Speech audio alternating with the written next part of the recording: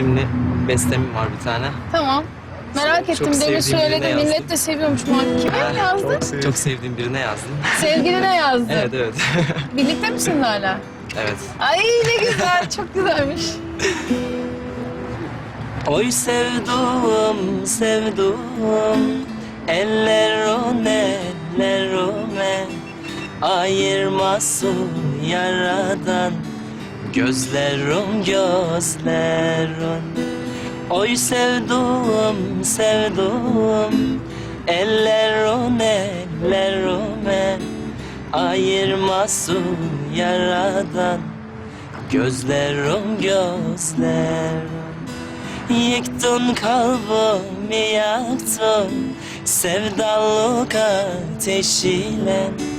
Ver elini gidelim sonsuz sevdaların. Yıktın kalbimi, yaktın sevdalık ateşiyle.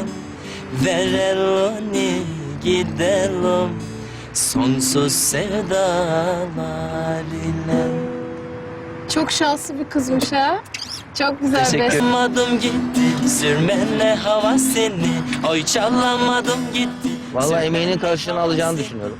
O hedefleri büyük bir genç delikanlı. Bizim için birinci Melih yani gönlümüzde hep birinci olarak kalacak. Sürmenle yolun uzak, kurdiller bize tuzak. Sürmenle yolun uzak, kurdiller bize tuzak. Bu yılda köyümüzde ne düğünler olacak. Ya çok iyi yerlerde olmak isterim. Yani ama eminim benden daha iyi insanlar var. Burada eğer seçildiysem şanslı olduğumu hissediyorum. Bu şansı dediğim gibi çok iyi değerlendireceğim.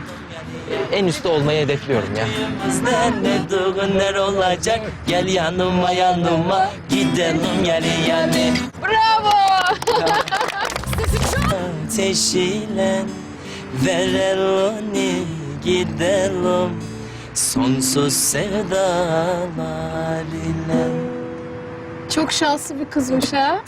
Çok güzel Teşekkür beste. ederim. Gitti sürmenle hava seni, oy çalamadım gitti. Vallahi emeğinin karşılığını alacağını düşünüyorum. O hedefleri büyük. Rüme ayırmasın yaradan, gözlerim gözlerin. Oy sevduğum, sevduğum, ellerin ellerime ayırmasın yaradan, gözlerim göz. İsimli bestem var bir tane. Tamam.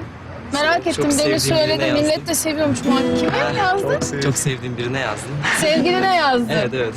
Birlikte misin hala? Evet. Ay ne güzel. Çok güzelmiş. Oy sevduğum, sevduğum, ellerin eller. Bir genç delikanlı. Bizim için birinci Melih yani gönlümüzde hep birinci olarak kalacak. Sürmenle yolun uzak, kurdiller bize tuzak. Sürmenle yolun uzak, kurdiller bize tuzak. Bu yılda köyümüzde ne düğünler olacak. Ya çok iyi yerlerde olmak isterim. Yani ama eminim benden daha iyi.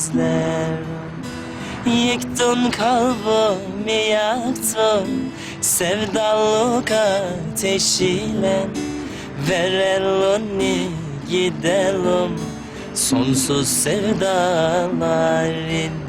Yıktın kalbimi, yaktın sevdalık